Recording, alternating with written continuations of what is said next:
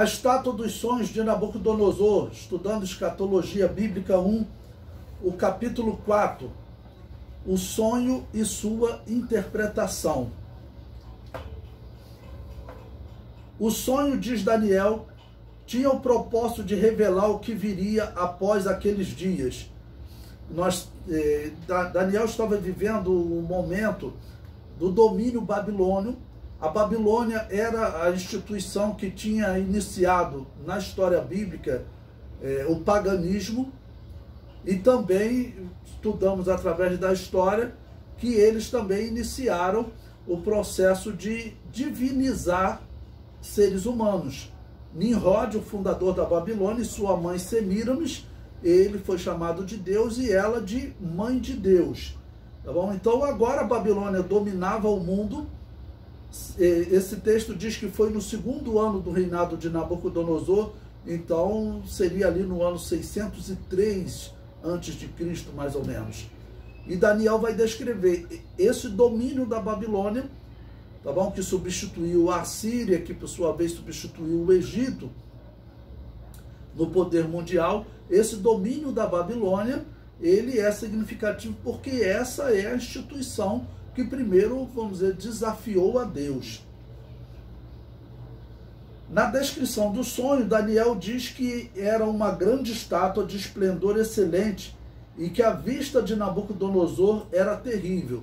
Ou seja, Deus está mostrando uma imagem para Nabucodonosor e depois para Daniel também, visto que Nabucodonosor esqueceu, descrevendo como são os reinos humanos, e é algo que é descrito como terrível, né, nessa descrição. Então Daniel diz, olha, a tua vista era algo terrível. Ao mesmo tempo está dizendo, olha, o reino dos homens é algo terrível aos olhos de Deus e também aos olhos dos homens. Os homens não conseguem ver, né, realmente o que é a essência dos seus reinos. Prossegue. É interessante notar que esta é uma visão humana da estátua, ou seja, como o homem vê. Essa estátua representa reinos humanos.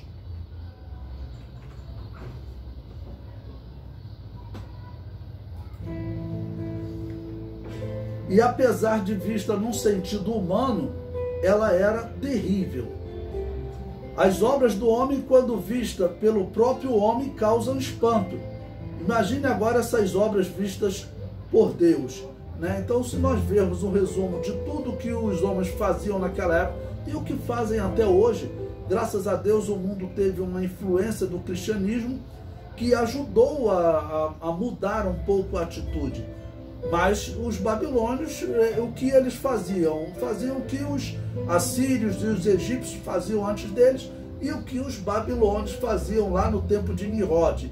Era chegar, dominar uma região e falar o seguinte, a partir de agora vocês têm que me pagar tributo, e assim os babilônios iam enriquecendo, senão eu vou destruir tudo, vou matar o máximo que eu puder e vou escravizar os restantes. E quando eu tiver uma guerra de conquista, vocês vão enviar soldados também. E as pessoas, para não serem destruídas, porque muitos locais viviam, né, vamos dizer, da agricultura, pessoas pobres, e depois eles tiveram que começar a construir cidades, e mesmo assim eles continuavam dominando. Então era isso que eles faziam, era uma exploração. Antes de entrarmos no comentário sobre as 4 partes da estátua, queremos adiantar que o capítulo 7 de Daniel descreve o mesmo fato, porém visto por Deus, ou numa simbologia diferente. Né? Lá Daniel verá os reinos dos homens, aqui simbolizados em partes da estátua. Em Daniel capítulo 7 será simbolizado em animais. Então a cabeça de ouro simbolizada num leão com asas de águia, o peito e os braços de prata simbolizado no urso, o ventre e as coxas de metal simbolizado num leopardo, e as pernas de ferro e os pés em parte de ferro e parte de barro simbolizado em um animal indescritível, né, muito forte, com dentes de ferro que destruía tudo diante dele. Aqui, no capítulo 2, é visto por homens. Lá o fato é visto por Deus. Por isso faremos um comentário paralelo. Então, quando falar do reino babilônio, simbolizado na estátua, na cabeça da estátua, eu já vou falar também do primeiro animal, que é o leão com asas de águia. Em Daniel 7 aparecem 4 animais. O primeiro era como leão e tinha asas de águia, e o segundo era semelhante ao urso, o terceiro era semelhante ao leopardo e tinha 4 asas de ave nas suas costas, e tinha 4 cabeças. E o quarto era terrível, espantoso e muito forte, tinha dentes grandes de ferro e tinha 10 pontas. Essa é a descrição desse introdutória do sonho e da sua interpretação.